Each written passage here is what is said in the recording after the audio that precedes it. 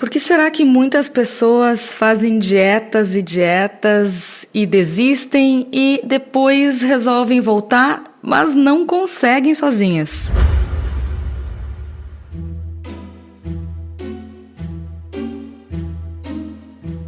Comida sem filtro. Saúde, low carb, estilo de vida, evidências científicas e, claro, nossas opiniões. Toda semana um episódio novo e gratuito para você. Comigo, Dr. Souto. E comigo, Sari Fontana. Para ser avisado a cada novo episódio e receber as referências bibliográficas no seu e-mail, cadastre-se em drsolto.com.br/podcast.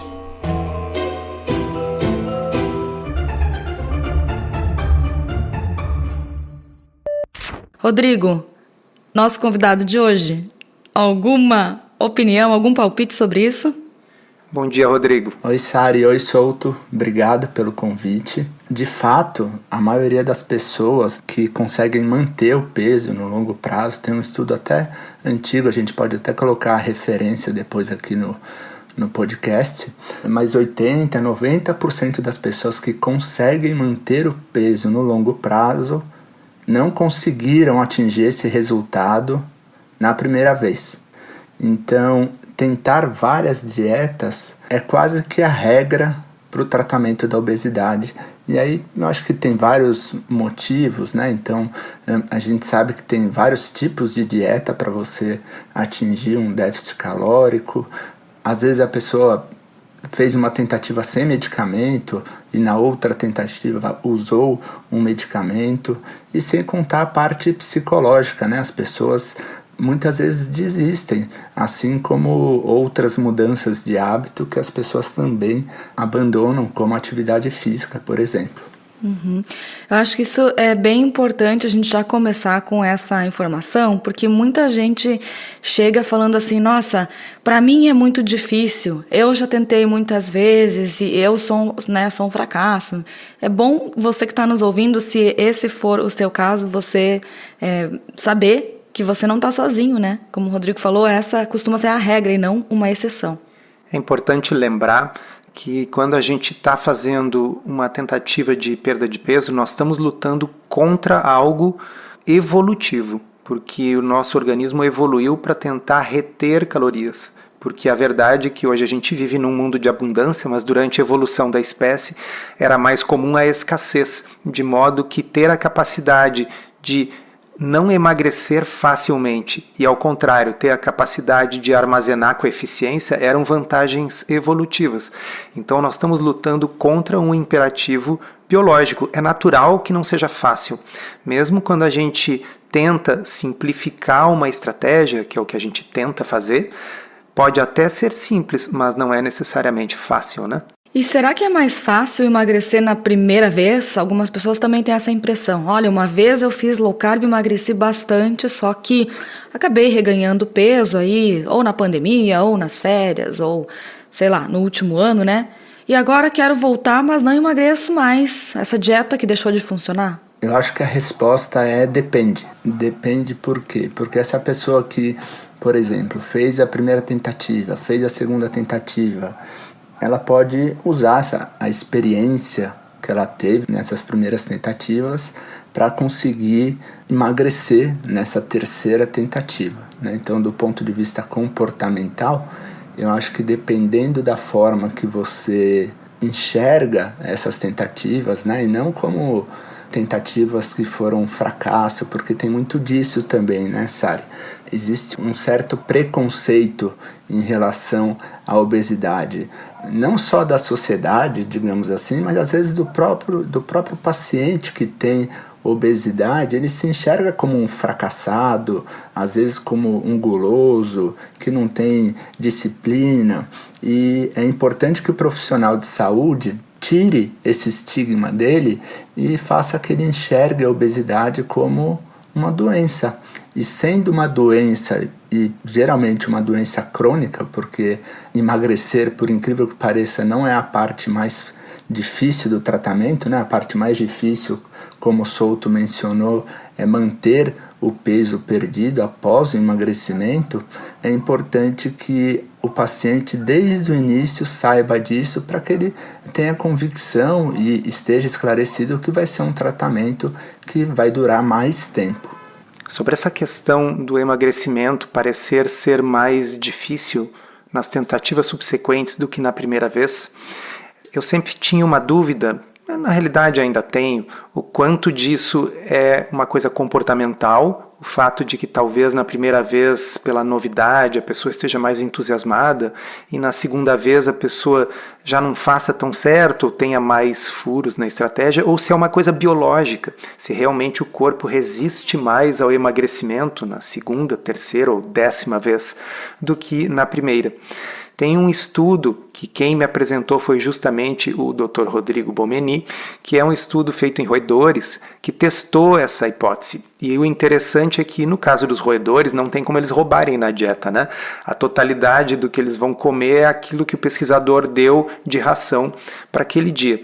E o que eles fizeram? Eles fizeram os ratinhos engordarem com uma dieta hipercalórica, depois cortar as calorias em 50% para forçá-los a emagrecer novamente. E repetiram o ciclo mais uma vez, engordar e emagrecer, com exatamente o mesmo número de calorias nas duas vezes. Na segunda vez, os ratinhos engordaram muito mais rapidamente do que na primeira. E na segunda vez, eles levaram o dobro do tempo para emagrecer do que na primeira. Então, no caso dos ratinhos, repito, não tem essa possibilidade de que na segunda vez eles não estavam fazendo a dieta direito, eles não tinham opção, o que mostra que pode sim haver algum grau de adaptação do corpo, como se ele fosse, entre aspas, vacinado por muitas tentativas e se tornasse mais hábil em defender esse set point de peso, né? Quer dizer, o corpo estava com 100 quilos e aí você faz ele ir para 80. Na segunda vez, quando ele está em 100 quilos, ele defende com unhas e dentes aquele 100, aparentemente porque o nosso corpo pensa, puxa vida, essa pessoa passa sucessivas vezes por episódios de privação e então, para não morrer, o corpo segura mais a gordura. É um estudo em roedores, mas eu tenho essa impressão que pessoas que já fizeram várias vezes podem ter realmente um pouco mais de dificuldade, o que não significa que é impossível. Não sei se você tem essa mesma impressão, Rodrigo. Isso, tem esse estudo que é interessante, né? Um estudo com ratinhos. Acho que tem 2 pontos aí que são importantes, né? À medida que a gente vai emagrecendo, e aí humanos, isso é relativamente bem determinado, embora existam outras hipóteses também para isso, o nosso corpo ele vai se adaptando para que a gente recupere o peso perdido. Então, a gente tem aumento da fome, a gente tem uma diminuição da saciedade, a gente passa a ter mais prazer por determinados alimentos e tem uma diminuição também do metabolismo, do nosso gasto energético. E o hipotálamo, que é uma das regiões aí que faz todo esse controle da fome, ele estabelece que esse peso máximo que a gente teve, e isso exclui a gestação, é o nosso peso normal. Então, isso no longo prazo se torna difícil, né? A gente não sabe quando, se em algum momento isso é alterado, mas uma pessoa que atingiu 120 quilos, o hipotálamo estabelece que 120 quilos é o peso normal dela. E aí, se ele vai tentando emagrecer, o corpo tende a fazer essas adaptações metabólicas para retornar aos 120 quilos. Tem um outro ponto interessante também, Souto, que perda no longo prazo está muito relacionada à perda no curto prazo. Então, ali nas primeiras semanas de tratamento, 4, 8 semanas, vão determinar mais ou menos a perda no longo prazo. E por causa disso é tão importante que, se a pessoa não está perdendo peso, né, no começo do tratamento, ela precisa rever se aquela dieta faz sentido para ela. E por isso que, inclusive no Retomada, né, a gente se preocupou tanto com esse fator de ensinar um tipo de alimentação que você perde peso nas primeiras semanas, mas que ao mesmo tempo você consiga manter essa dieta no longo prazo, porque também não adianta você orientar uma dieta extremamente restritiva que a pessoa consegue seguir por 2 semanas e depois ela abandona porque ela está passando fome, ficou fraca, tudo isso. Então, todas esses fatores precisam ser levados em consideração. Uma coisa importante também na linha do que o Rodrigo falou, que a gente precisa uma estratégia que a gente seja capaz de manter no longo prazo. Por quê? Porque sobrepeso e obesidade são condições crônicas. Eu sempre falo isso para os meus pacientes. O que é uma condição crônica? Vamos pensar o contrário, uma condição aguda, uma pneumonia. Você tem uma pneumonia, você vai tomar um antibiótico por uma semana, você vai ficar curado, e você não precisa continuar tomando antibiótico o resto da vida para que a pneumonia não volte. Ela é uma coisa aguda, ela fica curada. O sobrepeso e a obesidade não funcionam assim. Não existe o conceito de vou fazer uma dieta até perder esse excesso de peso e depois eu posso voltar a comer, entre aspas, normalmente. A hora que você voltar a comer normalmente, você vai ganhar o peso todo de novo, porque o Rodrigo falou, o seu hipotálamo reestabeleceu o set point, o peso referência dele naquele peso alto.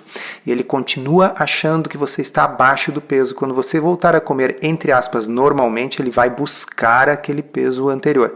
Portanto, a intervenção tem que ser continuada, tem que ser algo que possa ser abraçado, adotado como estilo de vida. Por isso que a gente não propõe dieta da sopa, dieta do HCG com 500 calorias, dieta com shakes de 800 calorias, porque são coisas que funcionam. Obviamente, se você consumir 800 calorias por dia por alguns meses, você vai perder muito peso, mas você não vai conseguir continuar consumindo shakes de 800 calorias pelo resto da vida. Shakes não é estilo de vida. Dieta da lua não é estilo de vida. Mas existe uma estratégia que a gente pode adotar como estilo de vida, que é o que a gente sempre fala aqui no podcast e é o que a gente também fala no Retomada.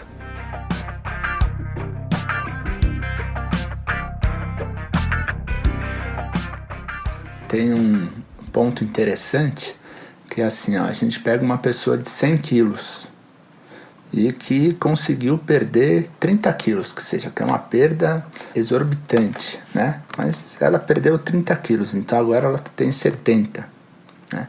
Se a gente comparar essa pessoa que tinha 100 e agora tem 70 quilos com uma pessoa que sempre teve 70 quilos, do ponto de vista hormonal, do ponto de vista de gasto energético, ela vai ser diferente. Ela vai ter que se esforçar mais para se manter nos 70 quilos do que aquela pessoa que sempre teve 70 quilos. E às vezes isso pode ser um pouco desanimador, digamos assim, né? Mas quando o paciente tem noção disso, como o Souto também diz, para o paciente explica que é uma doença crônica, o paciente muda um pouco a forma como ele enxerga a obesidade e passa a entender que o tratamento envolve duas partes. A primeira, a perda de peso, claro, e a segunda, mais difícil, que é a manutenção do peso perdido. E aí tem uma parte interessante do exercício, que é o quê? O exercício físico na perda de peso, ele tem um papel, assim, de maneira geral, né? Claro que se uma pessoa treina para fazer triatlo, aí é uma quantidade de exercício muito grande, mas de maneira geral, o exercício físico ele tem um papel muito pequeno na perda de peso, né? A dieta tem um papel muito mais relevante, mas na manutenção do peso perdido, o exercício é extremamente importante. E para quem não sabe, o Desafio Retomada é um programa de 14 dias para ajudar as pessoas a começar, ou como diz o nome, a retomar o controle da alimentação para emagrecer e melhorar a saúde.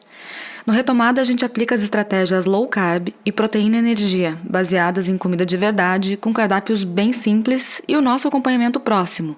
São 8 lives com convidados especiais, incluindo 2 nutricionistas. A próxima turma será em janeiro e você pode cadastrar o seu e-mail na lista de espera em drsolto.com.br/retomada. Tem o link na descrição aqui do episódio.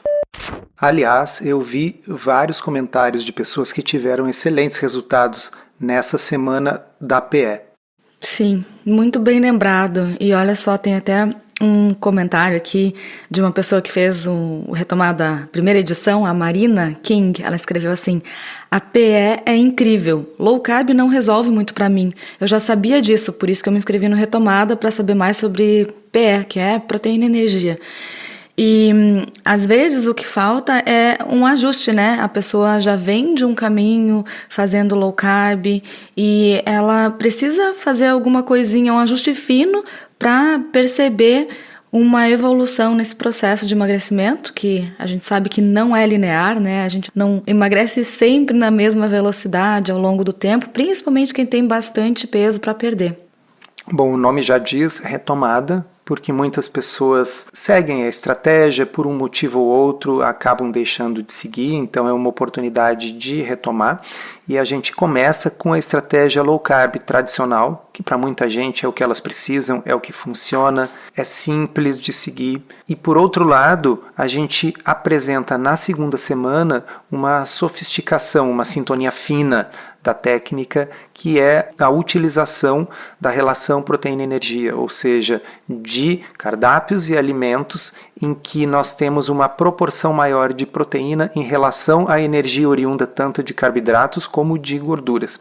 Muitas pessoas que não estão vendo resultados com a low carb tradicional conseguem resultados com essa modificação. E aí as pessoas têm a possibilidade de experimentar numa semana de uma forma, experimentar na outra semana de outra forma, ver o que fecha melhor com o seu estilo de vida, com a sua preferência e com a sua necessidade. Então, na prática, pessoal, mais do que um desafio, nesses 14 dias, nessas 2 semanas, a gente vai meio que pegar na mão e ensinar o passo a passo, aquilo que na prática eu e o Souto também ensinamos para os nossos pacientes no consultório, claro que sem nenhuma orientação individual, mas para que as pessoas que estão participando do Retomada tenham autonomia depois para continuar com a dieta, continuar com o exercício físico, continuar, de certa forma, motivados, né? Então, isso que a Sari falou é muito, muito importante. A mudança de hábito e o início da mudança, né? A retomada, ela acaba sendo muito difícil quando você faz isso de uma maneira solitária, né? Solitária sem um grupo, sem alguém orientando, sem que você possa estar conectado ali todos os dias com o processo, e o Retomada proporciona isso. Traz motivação, traz ânimo, traz informação e principalmente traz autonomia para que você consiga manter isso no longo prazo.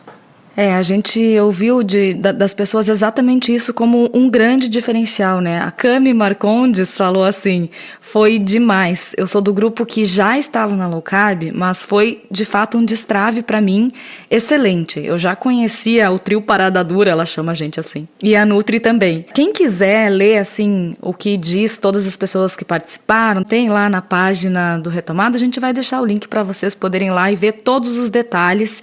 E se você sentir vontade de participar desse grupo, vai ser um prazer para a gente poder interagir mais de perto com todo mundo que tiver inscrito. Encerramos assim esse episódio do Comida Sem Filtro, que foi idealizado, roteirizado e produzido por nós. Se você gostou, divulgue para os seus amigos e inscreva-se na sua plataforma preferida para não perder nenhum episódio. As informações contidas neste podcast são apenas para fins informativos e podem não ser apropriadas ou aplicáveis às suas circunstâncias individuais. Este podcast não fornece aconselhamento médico ou profissional e não substitui a consulta com um médico ou nutricionista. Não use este podcast para diagnóstico ou tratamento médico. Qualquer sugestão é apenas uma recomendação geral, que não é específica para qualquer pessoa ou doença em particular.